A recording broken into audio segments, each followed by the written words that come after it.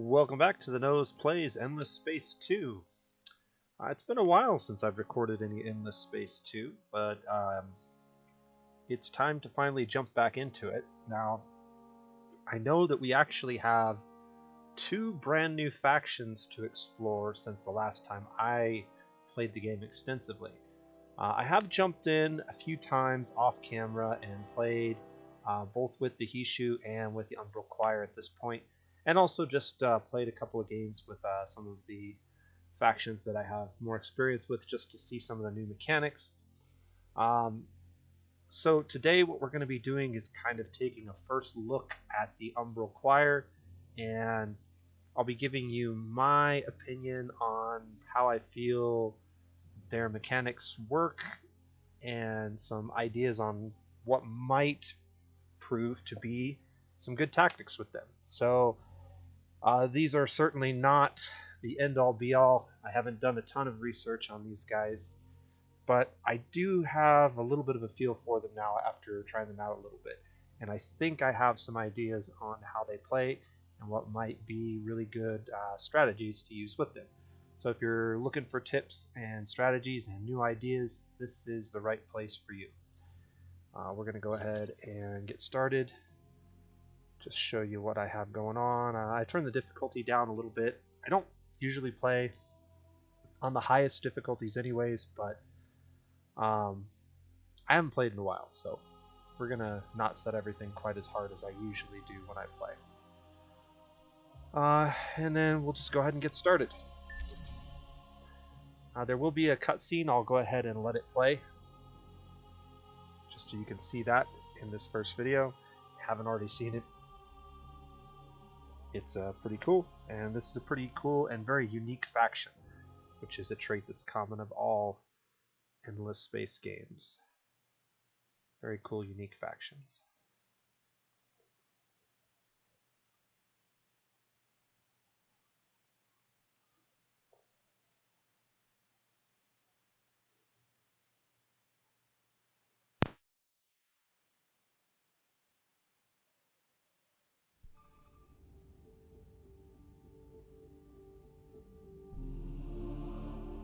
For as long as we could remember, the cosmos was quiet, peaceful, until one shattering day we heard the death cry of a galaxy.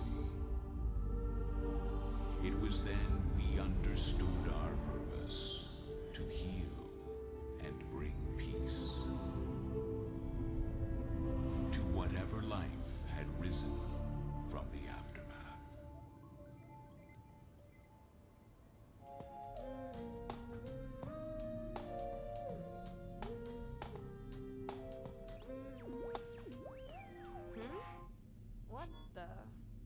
What is that? Command, this is Pioneer 9. I'm picking up something weird. Over. Pioneer 9, this is Command. Nothing registering on our end. Can you confirm? Over. Command, there's definitely something out there. It looks alive. It's getting closer. It's coming in! Say again, Pioneer 9? Pioneer 9, say again.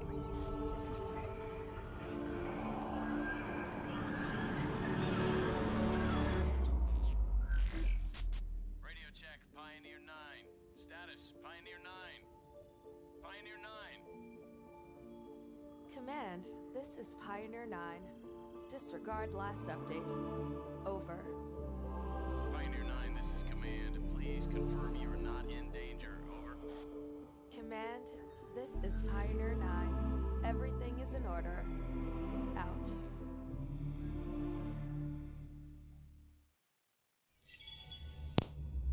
Alright, so there you have it. Very interesting faction at this point. They have some very unique flavor, and I really appreciate the work that Amplitude's done in putting this faction together.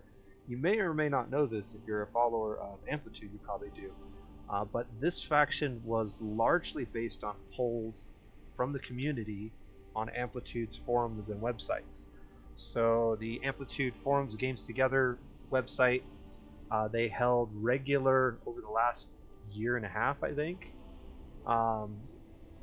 polls basically, where they would put up some information on the new faction and a couple of options that they were thinking about using for the faction, and then the community got a vote on them, and they stuck pretty true to what the community voted on. So it's a pretty cool combined effort of the community and the producers of the game, making a really cool expansion for us. So just a neat little aside there. So let's talk about these guys.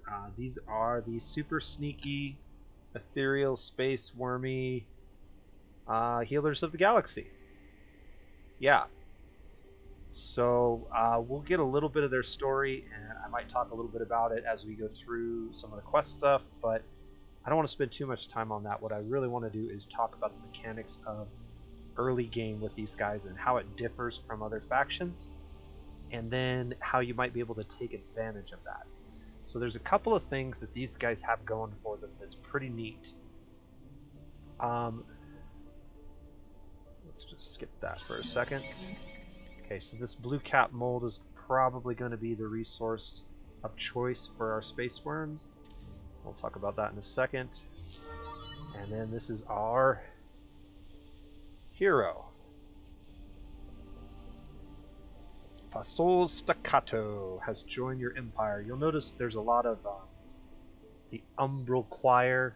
There's a lot of musical puns tied to this faction. You'll catch some of that as you're reading some of the text here. But we'll go ahead and take a look at our hero, and we'll talk a little bit about him since he's first on the docket. So the hero has a ship. The hero has some abilities.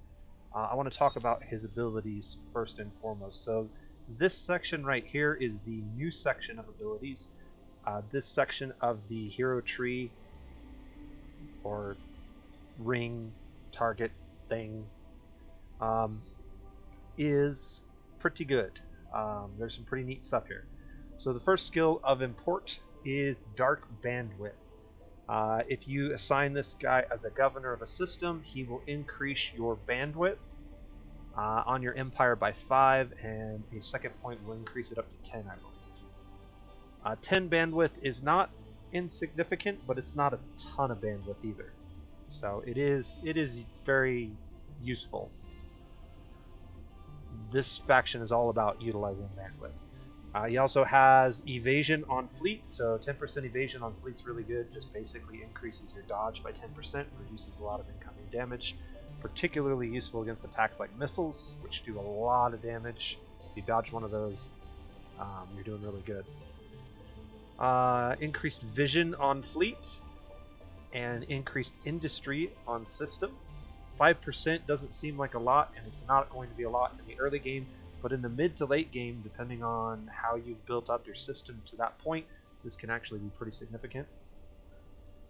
And it can definitely help you get a military force massed together a lot quicker. In the third tier, we've got minus 10% bandwidth cost on all hacking programs, and that's if he's on a political party leader, which he probably will be. And then on system, you get plus 5% hacking speed, which is good. It increases the speed at which you get stuff done. Set fleet anti-cloaking level to 3, so that's pretty high. I believe all of your ships by default, even ones that you get from faction quests or just random quests or curiosities, all end up having cloaking at level 1. There is a technology that will allow enemies to detect level 1 cloaking, so you can increase the cloaking level to level 2. This is one way to get to level 3. It gives it to the entire fleet, which is pretty cool. This is particularly useful if you end up getting a Umbral Choir member for a different faction. So a faction that doesn't traditionally have stealth, but if you pick up one of these heroes and level them up, you'll be able to stealth your fleets that don't normally stealth. So that'd be kind of cool. And then finally, a very powerful skill, plus 1% on system, per sleepers on system. So the more sleepers you have in a system, the more powerful this skill becomes, especially in the late game. We'll talk a little bit about sleepers later on, but basically sleepers are kind of like spies. So pretty good. That symbol, if you're not familiar, basically means every type of resource. So you have all the different colors in that little cube shape thing. Okay, level 1 skills. There's a number of skills in level 1 that you'll want to consider. The bandwidth is also obviously one that is one that you might be able to take advantage of. This one actually is one that I'm very interested in. And it doesn't look like a lot. It's +5 per sterile on system and +5 on system. Now, leveling this up to level 2 makes it +10 per sterile on system and +10 on system. And the reason that I think this ability is really, really powerful in the early game for this faction has to do with our system. If we take a look at our system, we don't have a normal system. We don't have a star with planets. We actually have like an asteroid field out in the middle of nowhere. However, we also have these thingies. I don't really know what to call them, but we can create these nexus rings, crescents, and these things basically substitute for planets in our system. Now there are two ways that we can expand this system. We can expand it by growing these into more and more complex numbers of these crescents, and so that's what this does. Solo to duo actually adds a second crescent to this and gives us some benefits. So if I mouse over this, down at the bottom you can see the tooltip. This will increase the outputs on this particular nexus by 1 industry, 1 science, 1 influence, and also give us more population slots. So it will increase the population by 1, which will give us 5 population slots, which is pretty good. So you can see we don't have a lot of space on this right away. We're going to have to start considering what we're going to do as our population grows, because if we cap out, that's a bad thing. So this is one way that we can increase the population threshold for our system. The other way is you'll notice that we have the ability to colonize 4 other crescents. So we can create 4 other crescents, and the cost of this is relatively cheap. It's 5 turns, 160 industry. That's not that much to get these things up and running. And one of the tactics that I particularly liked using in my previous games that I've played is building in such a way that you can colonize lots of planets and get per planet bonuses. Now, going back to the hero skill we just talked about, if you look, all of these are sterile systems, which means they're going to get the full benefit of that +10 extra dust. So we're going to get 10 for the system, and then 10 for each one of these that we colonize, meaning that that one ability with 2 points into it is going to give us 10, 20, 30, 40, 50, 60 dust per turn. So your hero, when running this system, if you quickly colonize all of your crescents, can be earning you up to 60 dust per turn right out the gate. And it doesn't take that long to get it up and running. So that's one way that you could prioritize the early game. Now, I like that a lot for one other reason, and that is we start with 2 of the 3 early game buildings that benefit very highly from having multiple planets colonized in a single system. So if I come down here, we can see that this building gives +5 per planet and +5 per cold. All of our systems are cold, and all of our systems count as a planet. So each one of these that we colonize, starting with the first one we already have, is going to give us 10 extra food. So this building, when all of these are colonized, is going to be giving us 50 extra food for a mere 280 industry investment, 9 turns at the beginning of the game, much less later on. This is the other building that's really important for us, and this one is going to give us plus 10 per planet. Now, unfortunately, none of our systems are fertile or temperate, but we do have 5, sorry, not system, planets, but we do have 5 of them that we can colonize right from the beginning of the game. And so that means that this building, once we colonize all 5 of these, is going to be yielding 50 science per turn, which is pretty reasonable for a tier 1 building. Okay. The third thing that we almost always get at the beginning of the game, because it's a very powerful building for most of the other factions, is this building.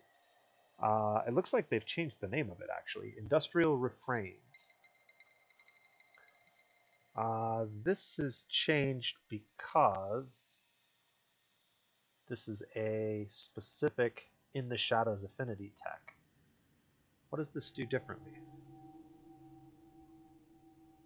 Oh, okay. So, 10 extra industry per fertile, per planet, and per temperate. We're only going to benefit from the per planet bonus initially. However, because we also apply this effect to planets on sanctuary cities, we'll actually be able to build significantly more industry by settling fertile, temperate planets with our sanctuaries. So if we can hide sanctuaries on those really, really rich, fertile systems early game, and we're incredibly good at scouting, we can get even more industry from this building. So this building's even more beneficial than I believed initially. I didn't even notice the first time I played that this affects sanctuary cities. And in fact, it makes me want to go check here. So this building also affects sanctuary cities. What about this one? And this one also affects sanctuary cities. So this is almost definitely the ideal way to start your game. I can't foresee a more favorable way of starting the game than getting those 3 buildings down and then colonizing these 4 planets. I think that's going to be, in some combination, the absolute must way to play this faction. I'm not certain at this point what the proper order of that is, but the amount of industry that you'll invest in that early part of the game, between those 3 buildings and then these 4 colonizations, I don't think that there's anything else you could do that's going to put you further ahead for this faction.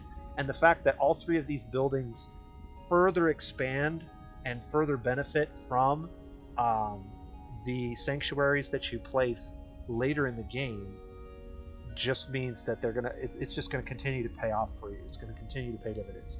So that is absolutely, in my opinion, the best way to start. You want to focus on colonizing these and on getting those 3 buildings, which we're going to go ahead and queue that one up. As our first research, it's going to take 7 turns. It's going to take a little while.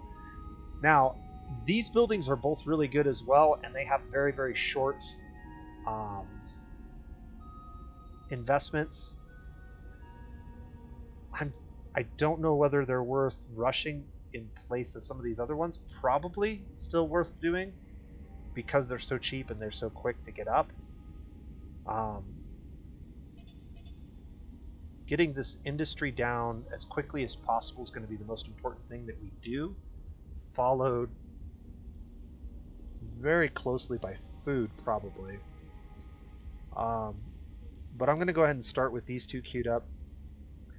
That will give me enough time to get xenolinguistics as my 3rd building, and then we'll figure out which of these 2 we want to add in there. I think I'll just go ahead and queue these 2 up for now. The other thing that's really, really powerful for this faction, in my opinion, are these unique buildings.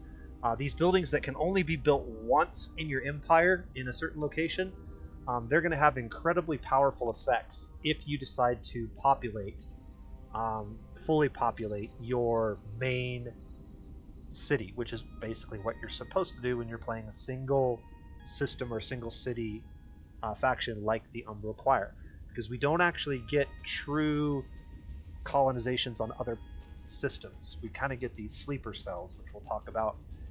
Probably not in this video. We might not even get that far, but that's what we're looking for. So these unique buildings, there's quite a few of them. They're very, very powerful. Plus 25 per system level. As you level up your system, that can get magnified quite significantly. And then when you have lots of population, if we filled all of these out with full amounts of population, you know, we could have a very, very large system, especially once we start terraforming these into larger and larger structures. And so this system can get incredibly dense in a relatively short period of time if you build the right stuff. Food, I think, is going to be really important for this faction in order for them to expand into other territories and still grow their main city. And so that's a really important thing to consider. Another important thing to consider is the fact that we start by default with both a titanium and a Hyperium resource. You will always start with this. This is default for your primary crescent. So getting the techs for these so you can start farming them early on is pretty beneficial. And because both of these techs are industry techs, it's usually something that I would consider doing. So I might even consider grabbing this as my next tech. The only reason I'd be hesitant to do that is the amount of industry that we're going to get from this building isn't as much as it could be at this point in the game. We're very, very limited on the number of population we can fit on this planet, and the effect is really only going to affect this planet, especially in the early game.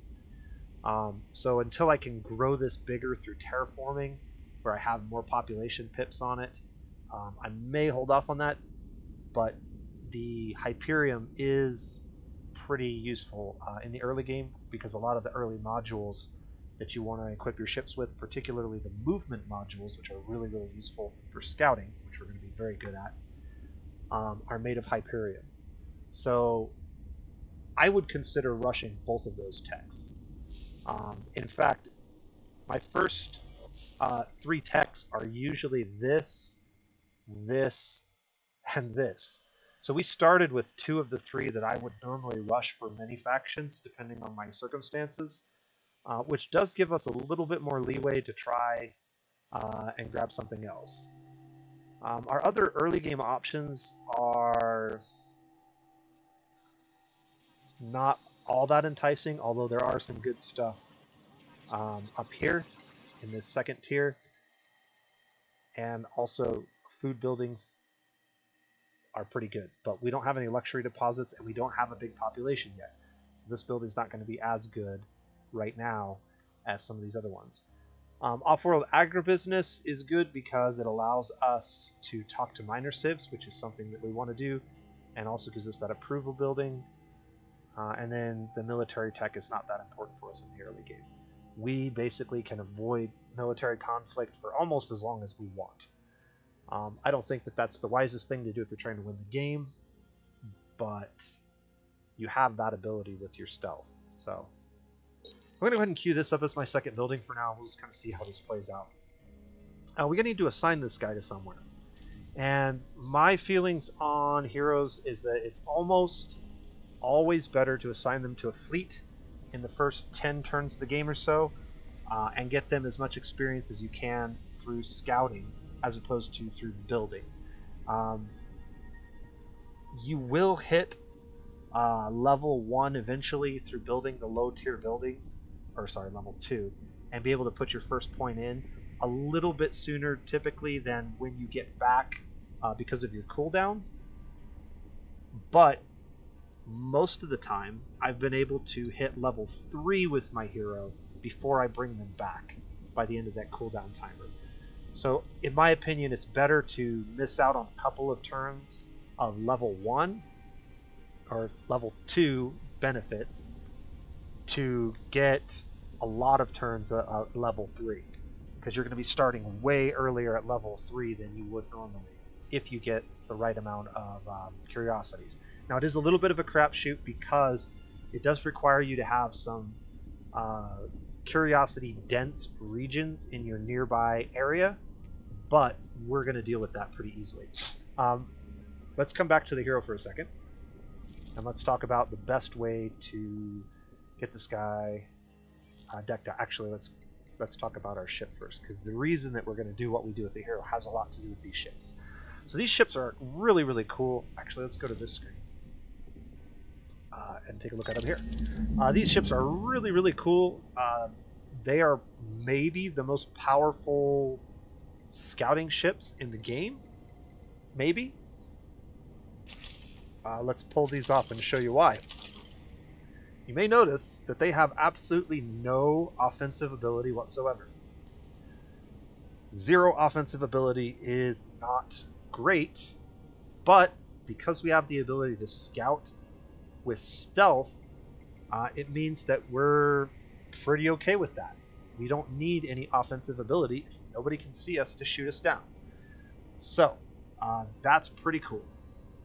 Stealth is a pretty fair trade, I guess, at least so far in my experience, which is very limited. But it has been pretty reasonable in the early game. So re-equipping the base design, you can see we started with basic warp drives, which is a slightly upgraded version of the standard engine, and that gives us 3 movement. We start with 2 of those modules for a total of 10 movement speed right out the gate. Most other ships are sitting at 4, and usually if you upgrade the engine, they're right around 6, maybe 7 if they're really, really good engines. But almost nobody's starting with this kind of speed. So you have massive amounts of speed to really get out there and get around the galaxy. You also start with 2 sets of probes, which is pretty reasonable, and gives you a fair amount of exploration power. 4 probes that regenerate every couple turns is not bad at all. So, especially these ships become even more powerful in mid-game once you get the Hyperion-based modules that increase the speed even further and give you significantly more and faster recharges on your probes. So, super, super good scout ship. Terrible military ship. Okay, now that movement of 10 is why we're going... Well, let's just go ahead and confirm him in here, and then we can get to this ship design. You can see this ship design is decked out for combat. This is not a very good choice for us. There's very little reason for us to engage in any type of combat in the early game. Right now, our speed is only 4 because we have a base engine, and that's it. What we can do is we can go ahead and add 2 of these engines to get us up to 10 speed so that this ship can move just as fast as the other ships. However, the upgrade cost is going to be about 90 dust, and that's not super kosher. 90 dust is pretty much all of the dust that we start with. But we can reduce that cost by pulling off some of these other modules that we really don't need. Our heroes also get the ability to use stealth, a level 1 stealth, at the beginning of the game. So there's no need for our ship to get in any kind of combat whatsoever. We can just pull this off. You can see that reduce the upgrade cost down to 67. Pull that off, it's down to 44, to 31, down to 30. So we can leave 1 module on this ship, and it'll only cost us 1 dust. I don't think I really need it to be guns. So what I'm going to do is instead, I'm going to put a probe. That's interesting.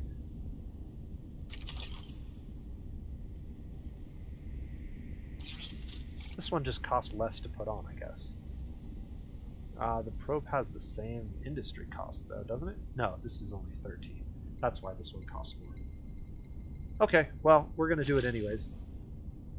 I'm going to go ahead and throw a probe on there, and that's going to give us just a little bit more scouting potential with this ship.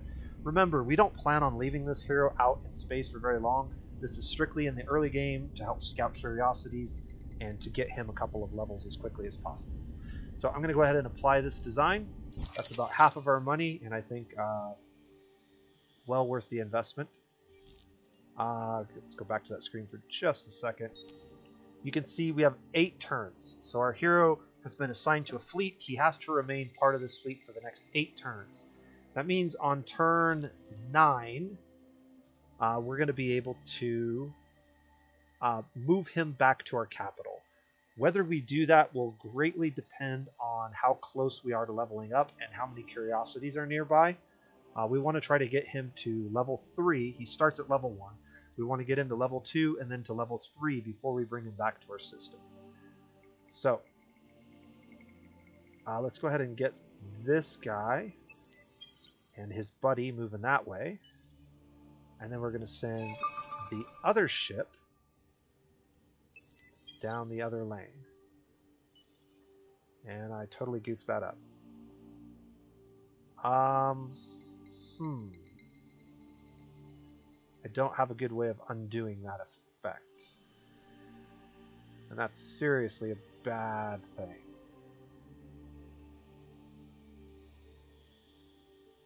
I thought I clicked on this, but I didn't. So I'm actually sending him back, and that's terrible. I don't have any way of turning around. Okay, well that really sucks. So,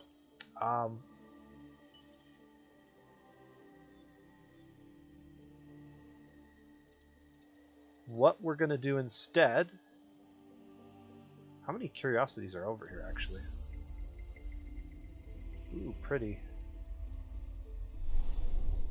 This game is so beautiful. A lot of times I disable the cutscenes just because of time, but every once in a while I like to re-enable them just to see how pretty this is. There's 5 curiosities here. 4 curiosities. Miscounted. We're not going to scout these with this ship. We're going to let that other ship come over here. How many curiosities were on this planet?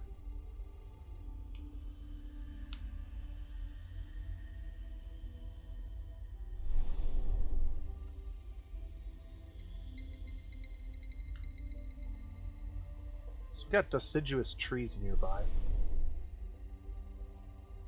Some atmospheric curiosities. So not a lot of curiosities. That's good. We're not missing out too much then.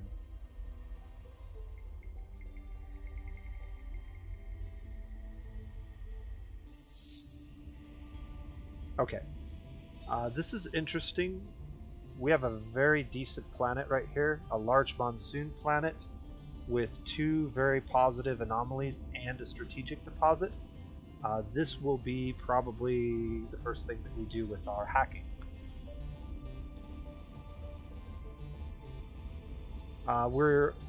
We gave up the chance to grab 2 curiosities, but I'm okay with that. What we're going to do instead is we're going to launch a couple of probes out and try to get a feel for where stuff is at. And I'm going to go ahead and launch one down this lane just in case we can see anything. We might be able to see the end of this lane without sending our ship down it, and we can double back and start scouting over here. I am going to go ahead and send him to this planet and start farming those. And yeah, I think that's good. Okay, so let's talk about a couple of other things that we need to do at the beginning of our turn. We talked a little bit about blue cap mold at the very beginning. That little thing popped up, alert popped up saying that we had discovered blue cap mold. The reason we discovered it is because those munchy little mushrooms are what the Umbral Choir, in this particular instance, love to eat. And so if we had enough of these in our possession, we could pop a booster for the Umbral Choir population, which doubles the effects of their normal output. So we get 2 science and 2 bandwidth per choir member. We'll look for this at some point, and particularly if we get to the market, we'll start buying it to take advantage of the extra bandwidth that it provides, because once our population gets larger, bandwidth is going to be really, really important. And so having more population increases that fairly significantly. They get a pacifist bonus. They're a pacifist science-based faction, which is kind of interesting. They get a bonus of extra influence and bandwidth on Empire when they hit level 20. So when we get 20 of these guys made, we'll significantly increase our bandwidth. And then we can get a hacking speed increase, so we can hack faster than just about anybody else. Important thing to note, we get for every time we get I gotta remember how to read this. So whenever an event increases pacifism, we get a large, see the size of this is important, we get a large increase to the pacifism party, their effect or their approval or their whatever grows, their influence, that's what I'm looking for, grows, and then a smaller but not insignificant amount of science will also increase. You'll also see that whenever a militarist action happens, we will get some militarist influence in our government, but it will be significantly smaller than normal. So we are not a military faction. This faction tries to avoid military conflict as much as possible. You'll see that in the narrative. I really like the way that they made this espionage faction anti-military. I think it's a cool way to do it. And pretty happy overall with what I've seen so far. So they are anti-militarists, curious, and pacifists. Coming back to this screen, we start with a democracy, which is pretty cool. We have a reduction to the cost of laws. We get an extra law slot, and we get extra approval. Our people are happier than most other factions. We can change the government, but not right now, I don't believe, because we don't... I guess we do have access to... Yeah, you'll need a fair amount of approval and also influence to do this. This isn't something that I would generally encourage you to do at any point in the early game. With maybe a few exceptions. There are some exceptions. I want to say that changing Horatio's government can sometimes be beneficial in the early game. And there might be another faction or two that can benefit from a play like that. But I don't think this guy's are one of those factions. I think you're going to want to leave your government as a democracy and take advantage of the fact that we get lots of benefits that increase our influence and allow us to run extra laws. So the first thing that we want to do, I think almost always is going to be the Dirty Hands Act. If you're a science-based party or you have any science, we're secondarily science, you should have access to this law. It's one of the best early game laws that you can get. Minus 10% system improvement cost on systems. That's going to increase the speed at which we snowball those early game buildings that we were talking about. So we're going to go ahead and pass that law. And just out of curiosity, if we come back here and look, unfortunately, we did not take a turn off of this tech, but we did off of that one. So these will start to snowball a little bit more quickly as we start increasing our industry. Okay, back to laws and the second law. So there's a couple of ways that we can run this second law, a couple of things that we can do. You can see the total output of our system right now is pretty even across the board. We also have the effect of plus 50 industry, which is nice. And so we're getting 27 food, 83, looks like about 83 industry, 26 dust, 20, and this is just for the system. I don't think this includes some of these other effects. Why are we not getting that 50?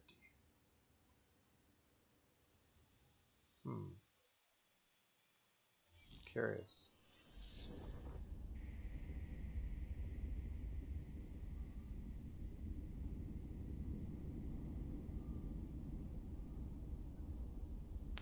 Plus 25 for colony base, plus 8 for planet.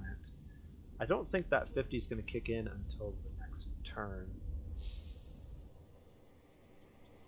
You must have a hacking beacon on this node in order to benefit from its effect. Oh, hacking beacons cause that. Okay. Well, we can try and put one down. That might actually be what we do with our first or second hacking measure. So let's take a look at our approval. Our approval is currently at 52%. Now I believe the threshold for happy is 70% and 30%, if I'm not mistaken. At least that's what SB thought it was in his last video, and I'm pretty sure that's what I saw. It's not the same as it is in Endless Legend. So if you're an Endless Legend player, be aware the approval categories are slightly different. I believe it's 90% and 70% for happy and fervent, and it is 30% and maybe 10% for unhappy and rebellious. So keep that in mind. We have a couple of things we could do. There is a law that increases the happiness or the approval of your population, and so we could move up to a higher approval and get an increase to our food, our influence, and our dust and science, but it would be at the cost of industry, I believe. So that's one option we have. The other option is we can increase our science by a small amount, but not an insignificant amount. I think 4 points is, I don't know, about 20%, 10%, 20% of what we're currently running for science, at a very, very small penalty to happiness or approval. So let's take a look at those two laws. We've got Trusted Broker. This isn't going to be really useful for us right now because we don't have the technology to talk to other factions, so diplomatic costs are unimportant. Plus 20 approval on system for a slight reduction in industry. That could pay off because it will increase significantly our basically every other output. So we basically take a small hit to industry for a large scope, broad range buff to everything else. And then cram for exam is the other option.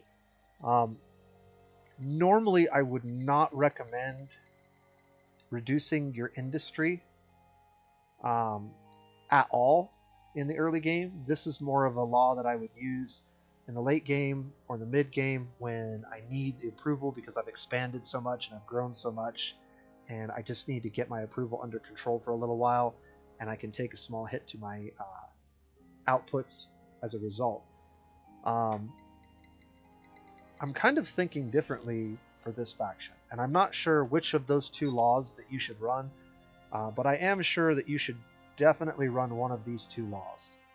At least for the very, very beginning of the game for a few turns.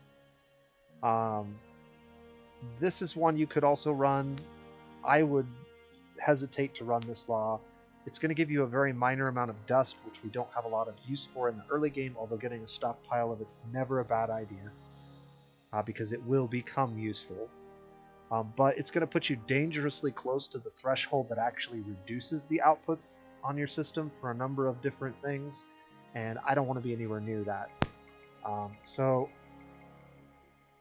I think what I'm going to do for now is I'm going to go with the Cram for Exam Act. I might play another game where I actually try Toys for Boys and see what it entails, because this is going to give us basically 6 science with no negative effect, where this is going to give us, I don't know, 15% more food, 15% more influence, 15% more dust, and 15% more science. So maybe this is the way to go.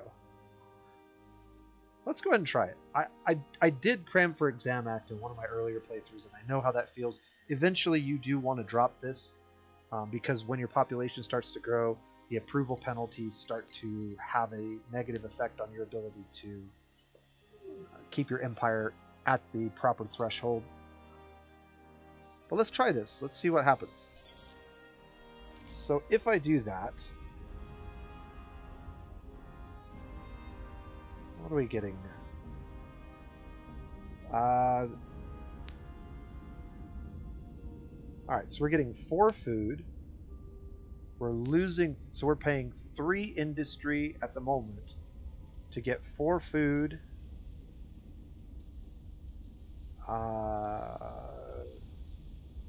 Less than 1, but about 1 influence. And then if we go, where do I see that? I'm trying to remember now. Well, it's the science one I think we can see here. Plus 3, so we're getting 3 science, 4 food, 1 influence, and 4 dust. I think that's a fair trade. I think I would like to run this for a little while. I don't know how long, but we're going to run it for just a little while. That did push me back up a turn here, which is unfortunate, but it is what it is. They kind of offset each other, really. Now that I think about it, this law and this law basically offset each other, right? Minus 10 system improvement cost, minus 10 industry on systems. They not exactly. They're working on different things at the same rate, but pretty close. So yeah, I feel pretty good about that. Let's take a look at our ship, which apparently still has some movement. I don't know why it's showing as an action there. I guess because we needed to set our movement. I don't know. Okay, now that that's gone away, I think we're ready to go ahead and end the turn. But before we do that, let's just look through all the menus real quick and see that I'm not missing anything. Oh, I am missing something. I'm missing something very important that we need to do. But it's not in any of these menus up here. I really kind of wish that they had added it to the menus up here, but I kind of understand why they didn't. What we need to do is we need to go to the economy scan. You can reach this by clicking on it up here or by hitting the space bar. And this is where we have the option to use our new hacking/espionage ability. Now, the cool thing is we actually have 2 systems that are directly attached to us that have planets that we could potentially put sanctuaries on. And that is something we definitely want to start doing. We can actually do it up to 2 hacking operations simultaneously, and this is the bandwidth resource that we talked about a little earlier. So most players at the beginning of the game are going to start with 50 bandwidth. However, because we have Umbral Choir population, we gain bandwidth from our population points. So we have 2 population, so that gives us 2 extra bandwidth, hence the 52. As we grow our population, the resource will expand, and every hacking operation you do takes up bandwidth. As long as it's active, it will continue to use up bandwidth until you eventually top out and you can't do any more actions. By finishing an operation or removing an operation before you're finished, or you just don't need it done anymore, you can reduce the number of the amount of the bandwidth that's being used. So this is how you start hacking operations. You want to click on this, and you want to click on your starting node. Now, you can start on any node that basically looks like this with this purple ring, and we'll be able to create new nodes where we can start hacks from that are not our home system. But at the beginning, you have to basically start from your home system. So we click on it, and now you can see we can drag this hacking thing around. And basically anywhere we can draw connections to, we can try and do a hack job. Now, there are only certain things that you can hack to in the very beginning of the game. Any system that has a planet that you currently have the technology to colonize can be hacked to, and you can set up a sanctuary waypoint, basically. And we'll talk a little bit more about those once we get one settled. But because we have 2 systems that just happen to have some tier 0, tier 1 planets that we have technology for, we can actually go ahead and hack both of these. So that's what we're going to do. We're going to start a hack job this direction, and it says it's going to take approximately 2 turns to complete. There are things that can speed that up or slow it down, and you can see this little blue surgy thing means that there is a hack in progress. Once it reaches over here, a lot of times it will start to fill a little orb around that system, and then once that's completed, the hack is completed and you'll get a choice of different effects. We actually have up to 2 operations we can do right now. I believe that this can be increased through technology, and so we'll probably get the ability to do 3 or more at some point in the game. And then we can see the status of this.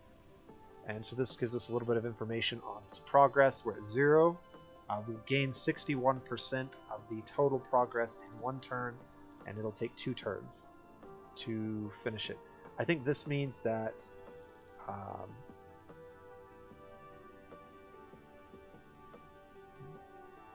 that just turns it on or off on the map. So it's visible on the map right now. If we click this, it turns it off, so it's not cluttering up the map if we're trying to see something specific.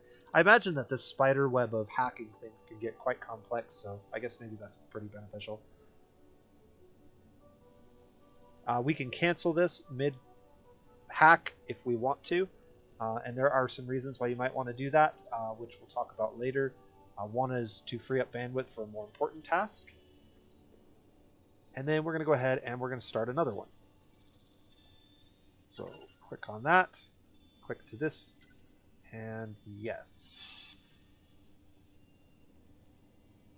Alright, so far so good. So we got 2 hacks. This one's going to take 3 turns. You can see we only make 48% of the progress per turn on this one. So we're going to be very, very close to being done in 2 turns, and there'll be just a couple of percent left to finish up. Okay, we could also do a defensive program. So what this does is it reduces the speed of enemy hacks. So if somebody catches us hacking them, or if somebody knows where we're at and tries to hack our system, we can place an encryption on our system, which basically just makes it take a lot longer for their hacks to actually get through to us.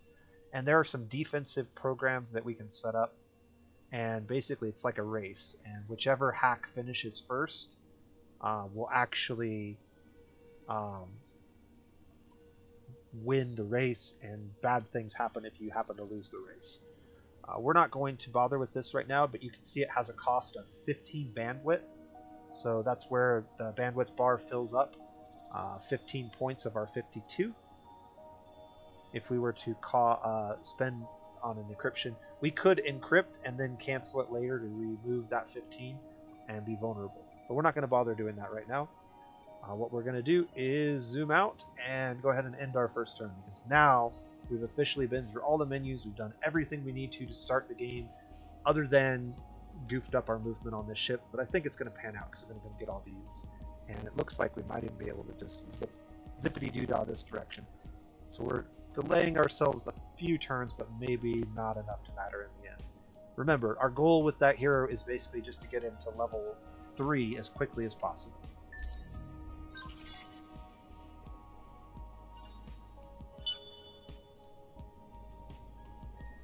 Alright, so let's go ahead and get our ships moving. Unfortunately, we're not going to be able to scout anything here. Because there's no other players over here, there's no real urgency to get these things scouted just yet. So I would like to save as many of the curiosities for my hero as possible and just use probes out into the distance to uncover the rest of the stuff with this ship. So I think that's what I'm going to do in this circumstance. If there were other players nearby, if I ran into another player or I already saw something being colonized, I might be a little bit more leery of waiting, because I don't want other players' scout ships to grab these curiosities. But remember, we're way faster than most other scout ships. We're going to be able to cover a lot more ground, and we have a lot more probes than most of the AI players are going to at this point in the game. So I'm not too worried about it. Go ahead and end the turn, and we finished a hack. That's what that weird noise was. And so we can create a sanctuary on this city. So let's go ahead and create our first sanctuary. And it's a large forested planet. Now you can see there's a tiny toxic and a large arid. If we had the technology to grab these, we could, but since we don't, we're unable to. Now, by grabbing this sanctuary, this planet is basically going to count for some of those buildings that we talked about a little earlier. And so now we're going to have a large temperate forest fertile building or fertile planet in our system, and that's going to basically count as part of our core system for those buildings. So that's going to be an incredibly powerful one to grab early on. That's huge. That's going to be like 30 industry, 30 science, and 5 or 10 food. I think it's 5 food for those 3 buildings that we talked about earlier. So that's going to be incredibly powerful. That's really, really good. Super stoked that we had a planet of that caliber right next to us. And this is how we're going to snowball those 3 buildings and getting lots and lots of planets under our control. So every sanctuary essentially counts as a planet in our system.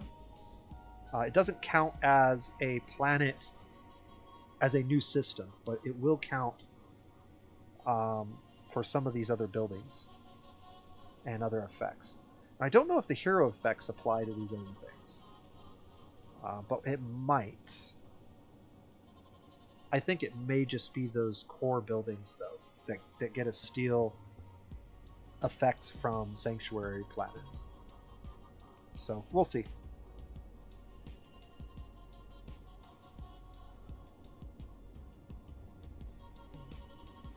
Alright, I'm going to go ahead and move my ships. And we have 5 of 6, so we can get all 4 of these in one turn here.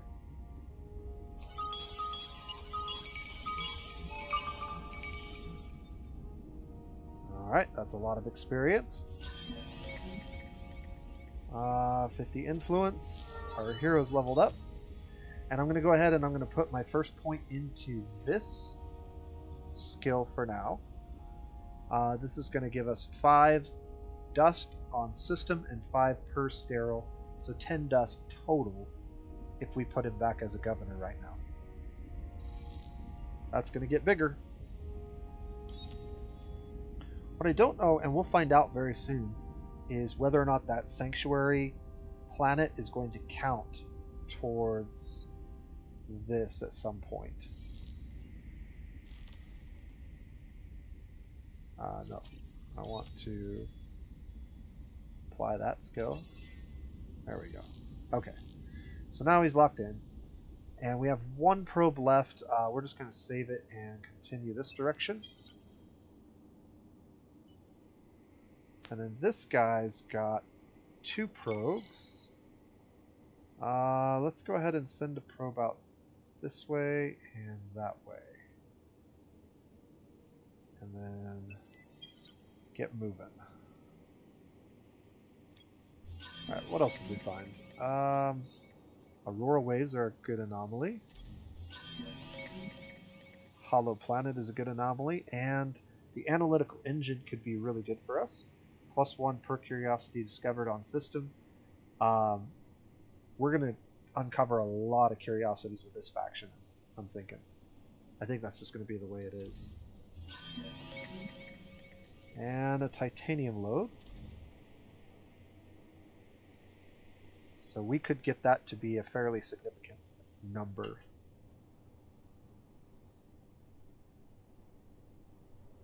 Alright, because we completed a hack, we now have another hack available to us. And one of the things that I wanted to do, that we were looking at here a second ago, was this. So there's an effect, a theater effect, but the 50 extra industry we should be able to get if we put a hacking beacon on this node. And I don't know how long that's going to take, but I think it's worth doing. 50 industry is nothing to sneeze at. So let's go to the right screen and let's start another hack.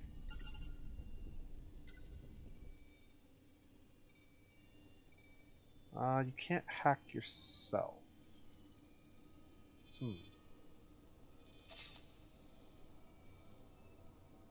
Well, we can hack to this one and get another sanctuary. I'm trying to remember if there was something special that I had to do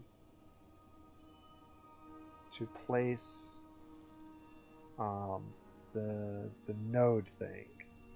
I think those nodes only get placed on systems that are special systems that don't have planets, like the asteroid belts and the weird things like that. Curious that we are not benefiting from our own effect, though. That's unfortunate. We start on an asteroid field, but we don't get the 50. It doesn't appear. I'm not seeing it here.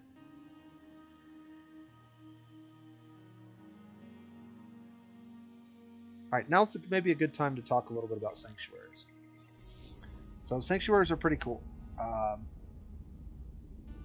First, what we can do is we can designate this as a primary destination. And what that does is any population that we produce on our home planet will actually end up over here. We can also basically create a gate so that any ships that we create will spawn on this tile instead of on our main tile. So that's another cool thing. We can currently have up to 9 citizens on this, and each citizen that's on this will work the tiles, and so they will get the benefit of whatever this planet's tiles are. So if I hit spacebar, if I remember how to do this, they'll get 8 food, 5 industry, 4 dust, and 4 science. If we were to put a sanctuary on one of these planets, we would get whatever resources they're outputting. We would also get to take advantage of any of the benefits from these things, I believe. So once we unlock these, like deciduous trees, we would get advantage of that as well. But that's basically it. You can basically shift your population to these other places, and this is one of the reasons why the population of your home system is small and you don't have a lot of slots, because you typically have one of 2 scenarios. You're either expanding your home system very, very tall and you're putting all your population there, or you're very quickly grabbing these early sanctuary cities and you're spreading your population out to other places. And so this is one of the ways that you'll get sleepers in the game. So if you create a whole bunch, let's say I fill this up with 9 population, and then some other faction comes over here and colonizes this system, we will have 9 sleepers basically hiding out in their population, and there's some interesting effects that we can do with those guys. And then there are ways for the other player to recognize that we're messing with it and to kick those sleepers out and get rid of them. So that's the downside. Sleepers can be removed and you can lose population that way, but you can also use them to your benefit. And depending on what systems you're able to grab, you can get some really good outputs. So that's what we're doing right now. I can't do what I thought I wanted to do here, which is put whatever that thing is, a hacking beacon, on this node, because we're already in this node, I guess. So it won't let me do that. But what I can do instead is we can do a hack to this other system that we can see. So we'll start another hack from here to here. And as long as your bandwidth isn't full, it's always beneficial to do a hack if you basically have the ability. So you're going to be spending a lot of time in this screen. Alright, we can see that we're currently hacking from here to here. And actually, I want to confirm we're going to cancel that one. I want to confirm something real quick. So we started a hack from here to here, but I want you to see that this system is now purple. And so I think we can start our hack from there. And that shortens the amount of time that it takes to get this hack done. So instead of 7 turns, it's only going to take 3.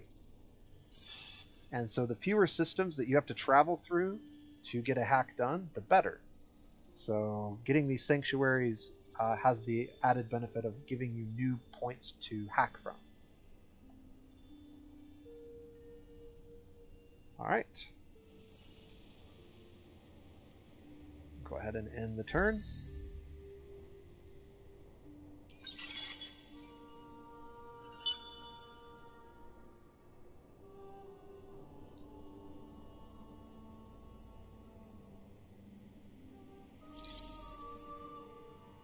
And we should get there. Yep. And we should have 2 probes. 3. Perfect. So another forest world. This is making me want to move up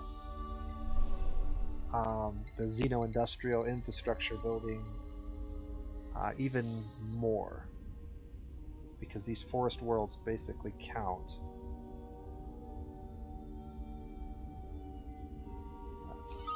I thought I saw 2 on this, but I guess there's only 1. Okay, let's go ahead and head over to this, and it's going to take 2 turns to get there, so we can probably throw these probes out and get a little more scouting done. Let's actually send this one down this way. Sometimes there's little systems that are hiding off the distance of your constellation, and you won't be able to travel to them right away, but being aware of them early on is a good idea. So sending out probes in random directions that don't look like they'd have anything out here, oftentimes there are things out here, so you definitely want to continue to scout. They did make some pretty significant changes to the way that you can retrofit probes. I know in some of my earlier videos I was showing off a strategy first made popular by 4X Alchemist, I believe, where they basically would launch out a massive number of probes and then retrofit their ships and then do it again, and you could do it multiple times depending on the dust cost and the amount of dust you started with, and you could get a lot of information. You're not able to do that anymore. They've changed the way that the game works, so that little hack / cheat is no longer available. It did kind of feel like cheating. Alright, we'll create... So this system has a lot of food and dust, and a fair amount of science. Oh, very cool.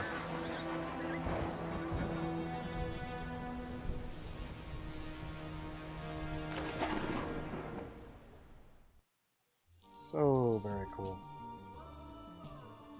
If you can't appreciate the aesthetics of this game, you just don't... I don't know. There's something wrong with it. This game is beautiful.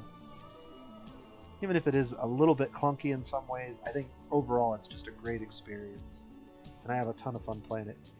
Hyperium Intensifier.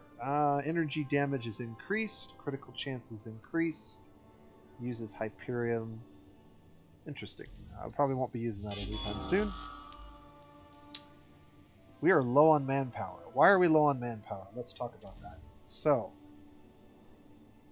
manpower is being diverted to basically defend the systems that we have been taking over. If we come to this, you can see we have 200 manpower here. That 200 manpower didn't start on this system.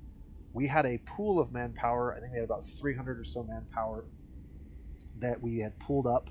And this is our empire-wide manpower pool. This is just a pool of available manpower that can be distributed to ships and systems and boarding pods and all kinds of things.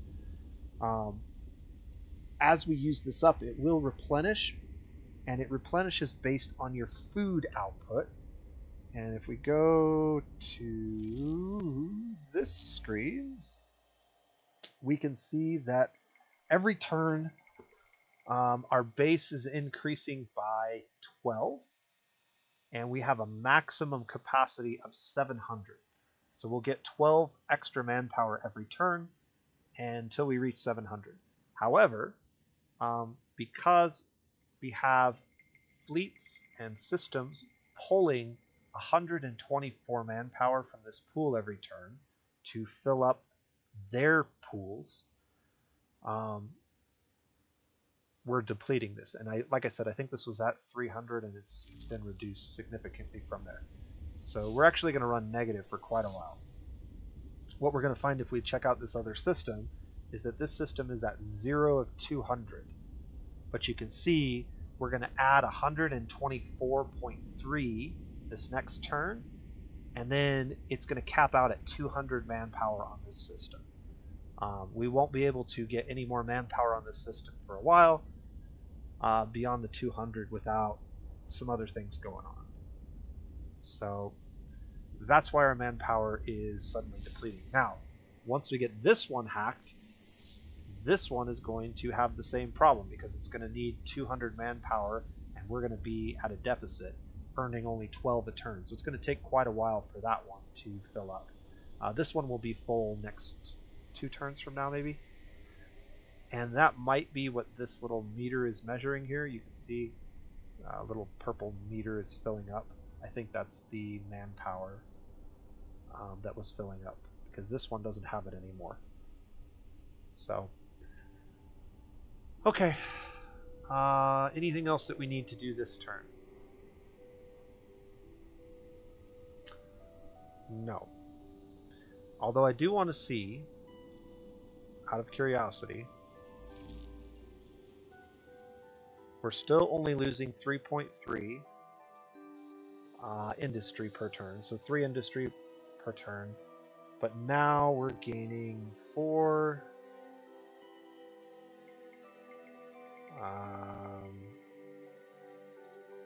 Yeah, these numbers haven't changed that much. Plus 4 here, and science plus 3. Yeah, they haven't changed that much in a couple turns. I was going to check if it starts to get out of control in terms of the amount of industry we're losing. If it's a significant amount, I'm probably going to drop that law and maybe switch to the other one. But as long as we're only losing 3 industry a turn right now, not a big deal. Alright.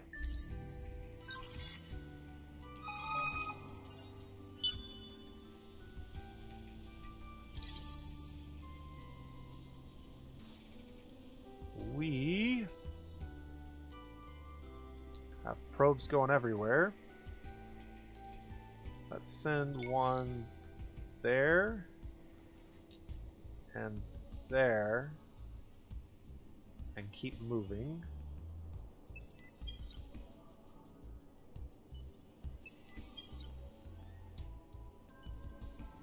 And then this ship will get here next turn and be able to scout those 2 that we had. We're getting close to the turn that we want to try maybe moving him back to the capital, but we're not there yet, and he has only gained 1 level. We definitely want to try to get 1 more level. Okay, our faction quest. A Cry of Anguish. Pending objective choice. Oh, here we go. Okay, so the story behind these guys, you kind of saw from the cutscene. They were from a distant galaxy. They heard the Endless cry when the whole Endless War went on and their death knell. And they came rushing, and by the time they got there, everything basically settled down, and you have all these new races kind of popping up and trying to figure out their place in the universe. And these guys are trying to help. They're trying to be friendly, but they don't understand this new world. They don't understand these people. And so the first person they come in contact with is this pilgrim who is out looking for artifacts on the edge of space. And they kind of take over her mind and spy on her. A lot of the story is actually told from her perspective. So I'm not going to read all this, but that's basically the gist of it. Is she's basically having flashbacks, trying to figure out what the heck was going on, and she's really creeped out. And the Umbral Choir are basically like, we don't really understand what's going on, so we're just going to kind of take a look around. So we have two options here. We can get a reward of Eden Incense, which is okay. Plus influence can be pretty powerful with some factions. We could also get some dust. Discover 10 more systems. That's much easier to do than purge or assimilate a minor faction. Assimilation of a minor faction at this point is kind of hit or miss. One thing I've noticed is they've reworked how minor factions used to work a few patches ago, a few DLCs ago. Back when the Vaulter DLC released, minor factions still worked the way I remembered them. I think maybe since the Hishu patch, but it could have been as late as this one. I don't know for certain. I can't remember seeing anything in the patch notes specifically about it. But at this point, what I found is you can no longer just build up your relationship with them to 100 and then buy them out. It used to be that if you got to 100% relations with a minor faction, you could just spend some amount of dust or influence or something and just buy them out and take them over. That is no longer the case. You basically have to do the quest in order to take them over. There is also a new option that I've seen where you can actually trade them some luxury resources, which is really cool. I like that idea, being able to utilize your luxury resources to interact with minor factions. I don't remember exactly what it does, so we'll try to pay attention to that when we see our first minor faction, if we get a chance to do that. I think since we haven't seen any minor factions nearby at all, we're just going to go ahead and try to discover 10 more systems, and then we're going to find a way to utilize all this dust that we're stockpiling, because we're going to stockpile a lot of dust here pretty soon. Okay. So we have hacking. Hacking is happening.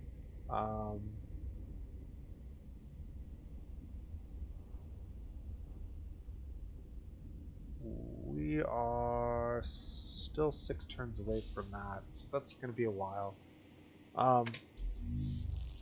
What else can we hack? So you can see, like I was talking about before, we've reached this planet and now there's a little circle filling up. When this circle fills all the way up, then our hack will be complete. And if we mouse over here, we can see we're 1 turn away, exactly 14% from completing that. So that will be hacked next turn. We'll get another warning that we're low on manpower. It's going to take forever for that warning to go away.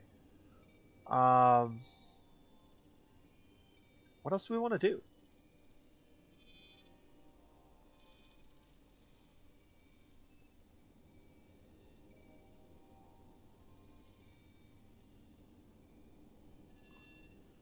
Until we uncover some more nodes here, we're kind of stuck.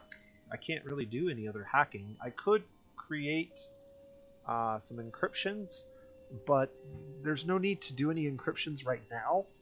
And I'll try to expand on why you would want to use encryption and how you want to use encryption.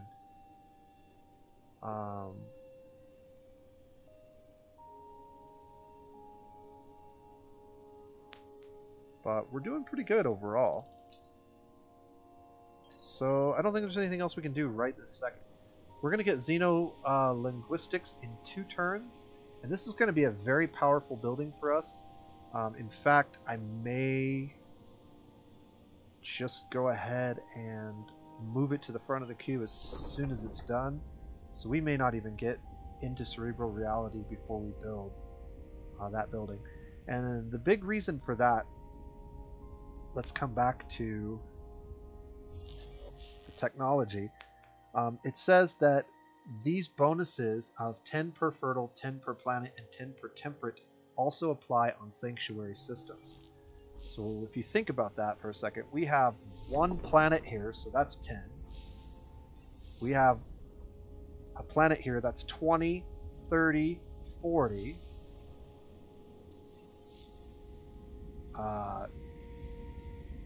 50, 60, 70, 80, 90. That's going to be 90 industry when that building gets completed, and we can increase it by another 40 by colonizing these. So yeah, I think that was definitely the right choice. Very, very, very powerful building for this faction. Made more so by the fact that we had some really good systems that we could drop sanctuaries on very early.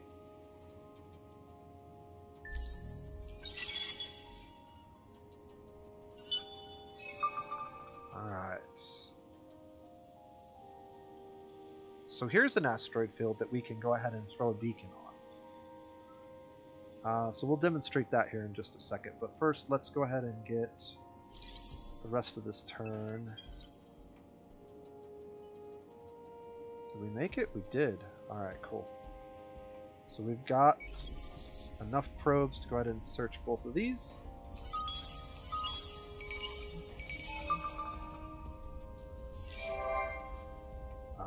Drone networks is completed. That will help a little bit. We're going to create a sanctuary on this system. Or planet, excuse me.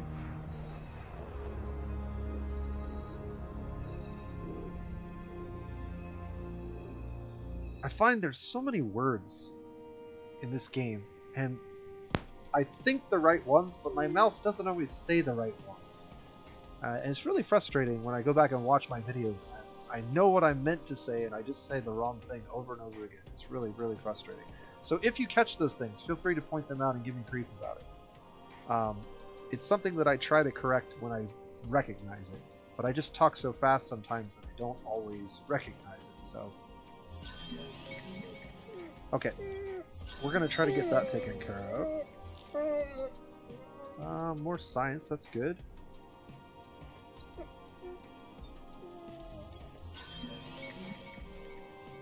And more dust, cool. So we're slowly building a nice stockpile of dust here.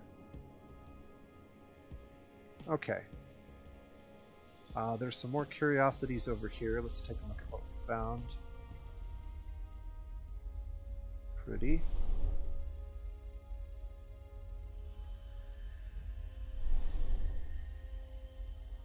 Just one, it looks like. Alright.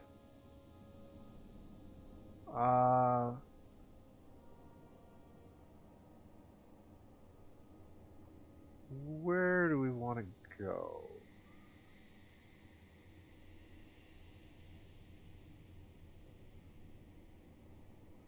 So I guess we're just going to head this direction. And then this guy... I want to launch my probe. I mean, I guess we'll just launch it that way. And we'll go ahead and head this direction.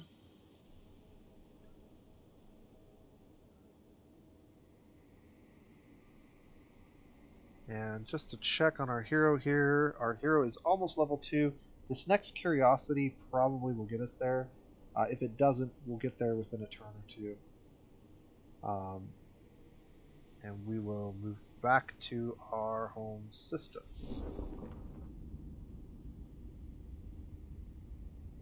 Cerebral reality in 4 turns. Next turn we're going to get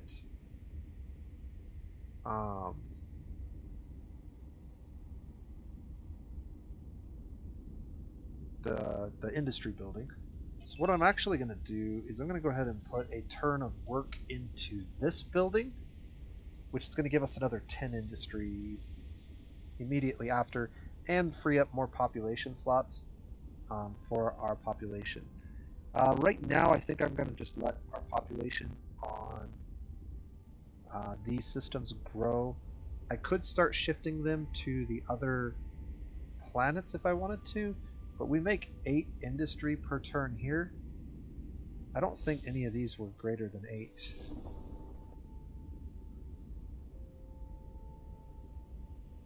This one's only 5. So this one's going to be the similar. 4. And 3. Yeah. So it makes sense for our early population to stay on our home system for now, because we get more industry there than we are anywhere else at the moment. We do actually have something we can hack now, and it's not going to take us long because we now have a node here that we can hack from. Unfortunately, there are no colonizable planets in this system. In order to put sanctuaries on this system, we need to learn tech to colonize those planets. But what we're going to do instead is start one from there and go ahead and target this. So about 3 turns we'll get this hacked, and that's going to let us to eventually take over this node and actually gain the benefit of it, just like if we put it inside of our bubble with another faction. There's nothing else that we can hack at the moment. Our constellation is pretty tiny so far. There's not a lot of stuff around us.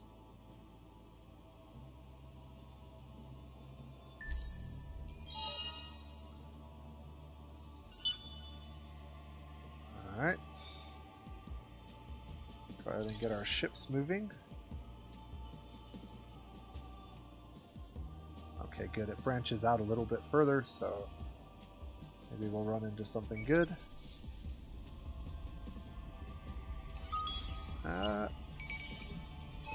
Should just about do it. Yep, there we go. So you can see we managed to level up to the next level. I'm going to go ahead and put that point there. That's going to be 10 on system and then 10 per sterile on system. And we're going to get quite a bit of dust from that here in the near future. I didn't hit apply again. Let's hit apply. And we are 2 turns away from being able to reassign him. So we still have an opportunity to gain a little bit more experience. So go ahead and move up this direction. Since we can't move anymore, I'm going to go ahead and shoot out some more probes. Let's shoot one out maybe like this, and then just out that way. And then this guy can shoot out a probe maybe this direction. Those are going to travel a little bit further, so let's go ahead and send it out that way. And we'll get him moving down that chain. Alright, so we have the most important building in the game as far as I'm concerned. It's going to take 7 turns to complete that, and we are going to let it roll for the next 7 turns. Now we might be able to shave some time off of this by removing the law that is penalizing us. So an extra 4.3, 4 times that's going to be about 20 something.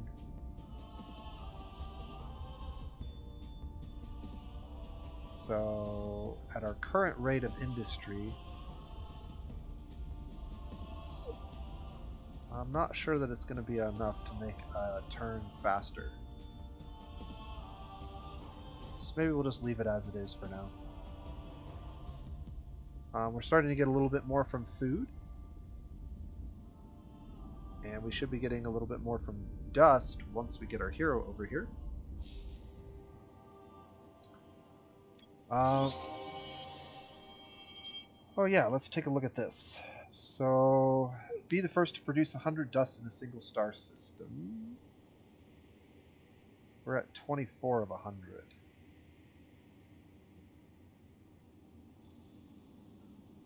Okay. We could actually get this. 75 red things, not bad. That is a food-related system improvement.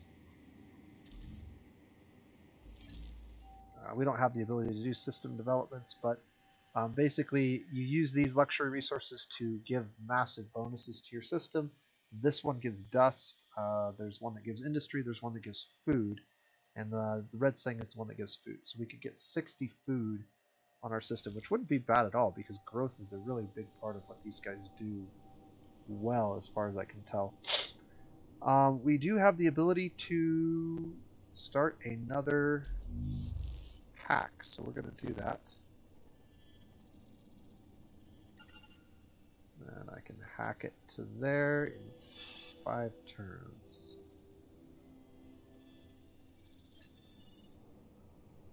And let's take a look at this system real quick and see what kind of planet we're looking at. So Orion 1, Orion 2 is a jungle planet.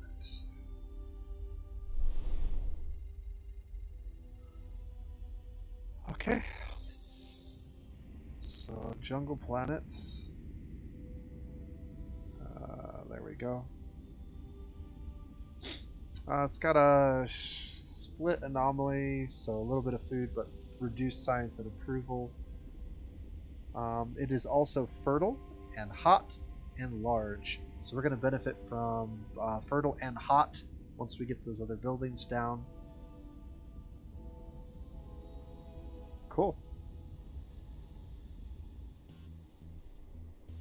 So far so good. Unfortunately, we're pretty lonely over here. There is nobody over here at all. I was going to create... I guess I already have that going on, right? Yeah, I already have that hack for the beacon over here. That beacon is pretty cool. So once this beacon gets set down, it'll take a few turns for it to become fully operational. Once it's fully operational, I believe we get the full benefit of whatever the node produces, so in this case 50 industry. But we also get the option to teleport our entire system to that node. And so this is an extremely mobile faction. We can teleport all over the place and keep our home system moving around constantly so that people won't be able to attack us. So this is another one of those really neat defensive tricks that we get to use to prevent war and fighting. Anti-militarists indeed.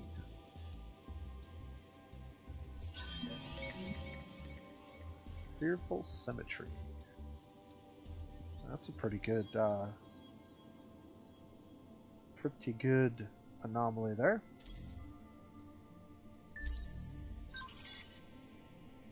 Alright, we got a hack done.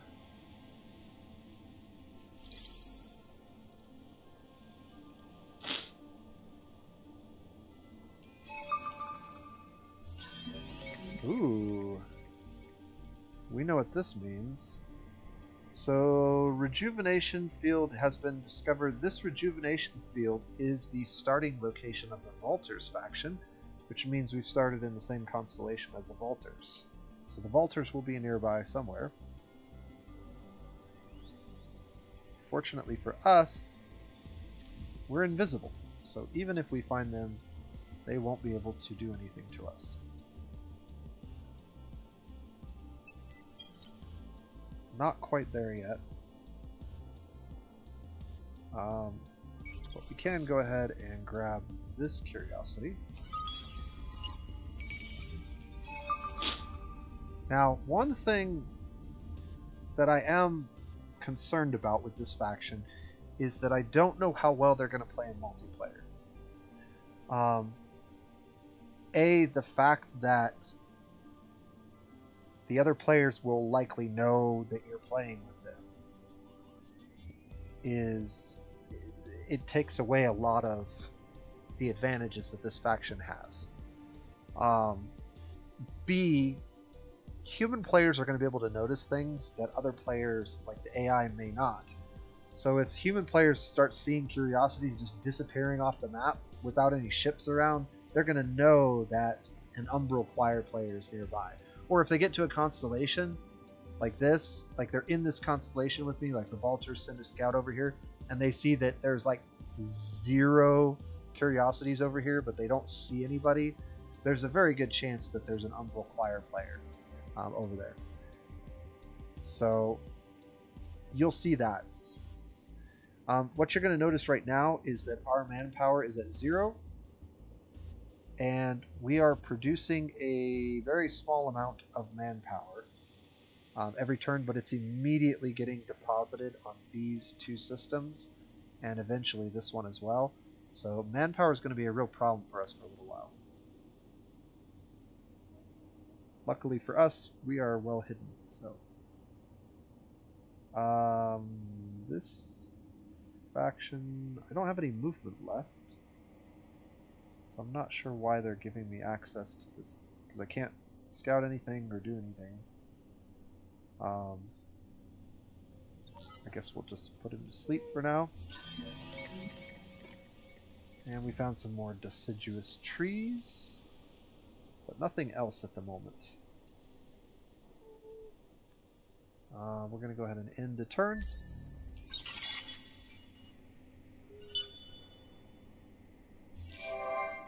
And I can install a transmigration beacon. So this is going to take a while. I don't remember how many turns it takes exactly. It allocates 10 of our bandwidth to that task, so we won't be able to do as many things. Bandwidth will be limited at some point here, and that's why another reason why we want to move our hero back, because moving our hero back is going to allow us to increase the bandwidth when we level him up the next couple of times. So we're going to go ahead and install this, and you can see this little meter is going to be filling up for a while. Fully charged in 15 turns, so it's going to take quite a long time. Let's see what it says. You'll suffer a bandwidth penalty for 6 turns. 100% of your population improvements will be lost as the beacon is not fully charged.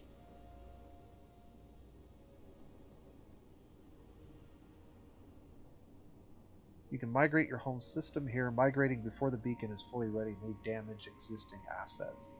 I'm assuming that if we wait till it's fully charged, we won't receive any damage to our assets. Everything just moves, picks up and moves. So that's pretty neat. Let's go ahead and finish moving our ship. And we have 2 probes.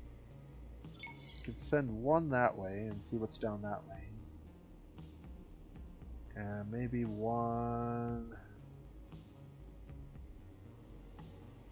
down that lane. And then we could use the rest of our movement and start traveling down this lane. We're at 6 of 10. We're going to be at 7, 8, 9 of 10 after we reveal these 3. So as long as there's 1 more system in this constellation, we'll be able to finish this quest. Alright. Now, you can see that we've grabbed a lot of territory, but our population is really tiny right now, and we're not growing very fast. That will change here in a little bit of time. We are going to start growing a lot more quickly once we get this building, and this building down. My question right now is, do I want to just go ahead and start moving these into the queue so that we can get as much industry as possible? And I think the answer to that is yes.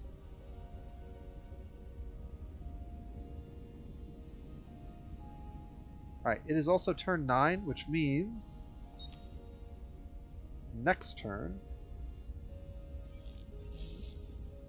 Oh, no, it should be this turn. It must be because he's... Yeah, there we go. let's try this again. Now, because I had him in sleep mode, we can move him back to our main base of operations. The question is, do we want to do that? And the answer is probably. I don't have any more curiosities within really close distance to me to take advantage of. Now, it's going to be 3 turns before this is completed. As long as we got him back in this system before this building gets completed, he'll still get all the extra XP for its construction being completed. But I don't think it hurts to go ahead and move him back now. And there's a couple of reasons why I'm going to go ahead and do that. The first is 20 extra dust per turn and 10 extra influence per turn. So this is pretty good output for a level 1 hero. Actually, we're level 3 at this point. That's why we're getting the 20 dust. But that's pretty good output, and it's going to get considerably larger as we increase these, because each time we get one of these, we're going to get 10 dust, we're going to get 10 industry, we're going to get 5, 10, we're going to get 10 food, and we're going to get 10 science just for having each of these done once those buildings are complete. So yeah, pretty good outputs. Also, we're going to get bonuses from those other planets that we put sanctuaries on. So that is basically the whole mechanic behind these guys. This is how they basically survive on a single system, is they get lots of bonuses for these sanctuaries. And we want to try to get as many of them down as possible. I don't know how important it is to put sleepers down. I haven't really got a chance to interact with the sleeper mechanic. I've read about it, I know a little bit about it. But it's something I'm going to have to experience with you guys or do a little more research on. So I'm sure we'll see it, and I'll see it in some of the other people's videos I watch, and we'll get a chance to experience it here too. And maybe I'll have a unique take on it that helps you guys play it a little bit differently, maybe a little bit better, who knows. We're going to play one more turn, and then I'm going to go ahead and end the video for today, because I think this is a good place to stop, and we've definitely been at this for a while. But that being said, we are going to continue this series for quite a while. Again, I don't know that I'm going to completely finish this game. I'm not about finishing games for you guys. That's not the kind of content I tend to make, as you're well aware if you've watched my channel for very long. But what I do like to do, especially in the early games, is give you guys my point of view, my strategies, my tips, my ideas, and see if they help you improve your play. Sometimes I have ideas that are good, sometimes other people have ideas that are better, and that's just the way it is. But I like to share what I know. I like to talk about these games. They're a lot of fun to interact with and play with and try to think out what the best moves are, and they're a really cool little puzzle to try to solve. And if you enjoy them as much as I do, come and join me, have a conversation with me in the comment section below, and we'll get better at it together. So let's finish up this turn. I don't think there's anything else I need to do. I think we just end the turn, right? Can this guy move anywhere? We don't have our hero with us anymore, so we can move this guy anywhere we want. Is there any reason that we might want to move him back this direction? There might be. There might be curiosities back here that we can come back and get once we start moving into some of the science techs. And I've already got a ship over here, but I'm thinking if this doesn't just dead end and it kind of continues to wrap this way, we'll probably explore quicker if we bring this guy over here. So that's what we're going to do for now. With 10 movement, we'll be able to get back rather quickly, and in all honesty, we could just build another patrol ship pretty rapidly as well if we wanted to do that. This system is slowly getting the manpower it needs, this system not so quickly, and our other systems are still working on their hacks. So this hack will be completed in 3 turns. We do have the ability to run another hack to this system, which I think I want to do. But the question is, do I want to do it now? Or do I want to just wait, and then once this system is complete, run it from here to here? I think that is the option that I want to take. So this beacon is actually taking up 10 of our bandwidth. There are a number of things that take up bandwidth. Beacons are one of them. Hacking jobs are sometimes another one, depending on what you're doing at the end of the job. Sanctuaries don't seem to take up any, which is nice. But if we were to run another beacon here, this would take up more of our bandwidth. Also, running encryption, which we haven't needed to do yet, but we'll probably do in the next video, is something that I will show you and tell you why we need to do that. So, let's go ahead and end this turn, and then finish this turn 10, and end the video. What do we got here? Oh, we finally got a new population. That's cool. And new objective. So this is the Behemoth objective. We've got to get 21 military technologies. If you manage to get a significant portion of that 21 military technologies, you can get some cool rewards. 30 red sang, and 30 red sang is 60 red sang.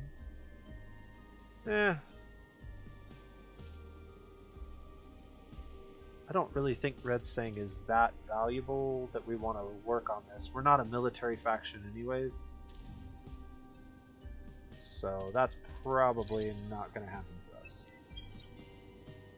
Alright, this is, like I said, this is quite large.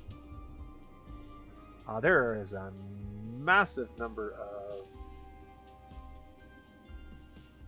curiosities over here. How many total do we have? It's 1.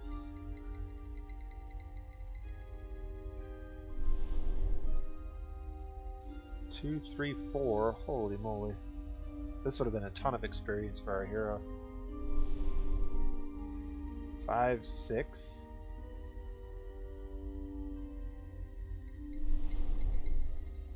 And 7. Wow. Okay, 7 curiosities. And a planet that we can go ahead and create a... Well, let's get as many of these as we can. It's gonna take us a while. We might need to bring both ships over here. What did we find? Deciduous trees, okay.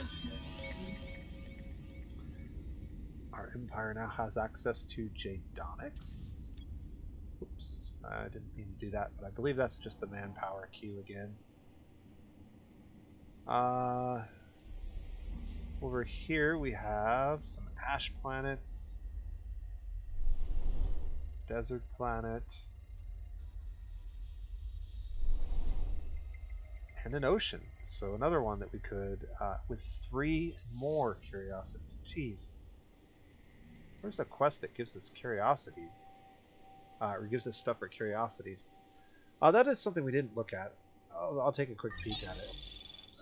We do have access to this. Be the first to successfully search 10 curiosities. Oh, that was what we achieved. That was our challenge indeed. And we did get 75 Jadonics, which I know exactly what I want to do with.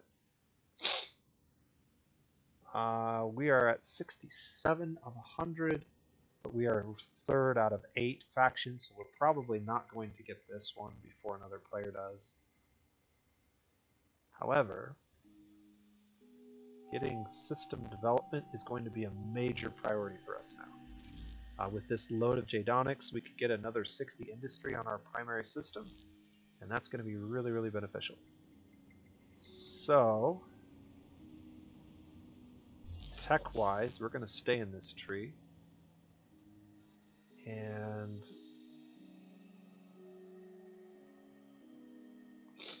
the text that I want, I'm definitely going to want to grab multi-thread management because we have a lot of dust and we want to start buying stuff out with it, and we're going to get a lot more.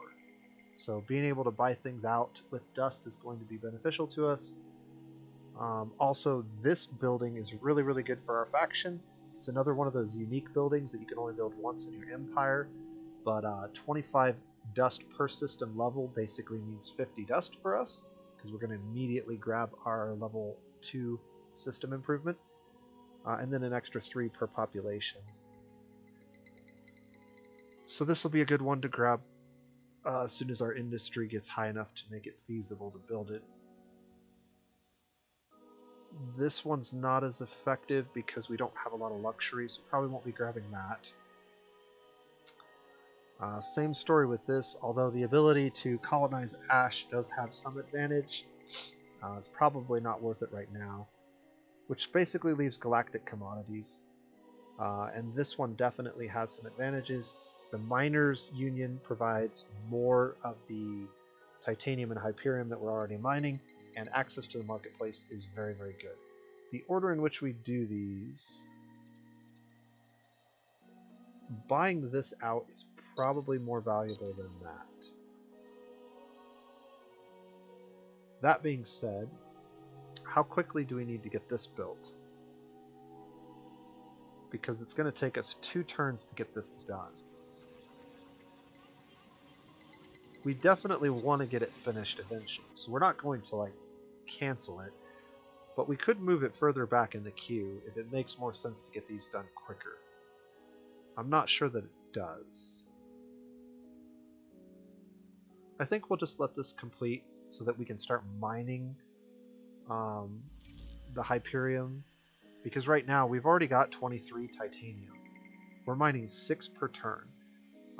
We're not mining anything Hyperium wise yet, so getting a stockpile of Hyperium would be important here in the near future, so that's what we're going to do. That being said, is there anything else? You're just going to continue to wait for probes, and I think let's check our hacking. So we're still 2 turns away from finishing Orion, and like I said, I don't think it makes sense to start a second hack all the way over here. I think it makes more sense to finish Orion and then maybe get 2, 1 to this and 1 to that. And that's what we're going to do. So this will be a good place to go ahead and end the video, and I hope to see you guys next time. Have a great day.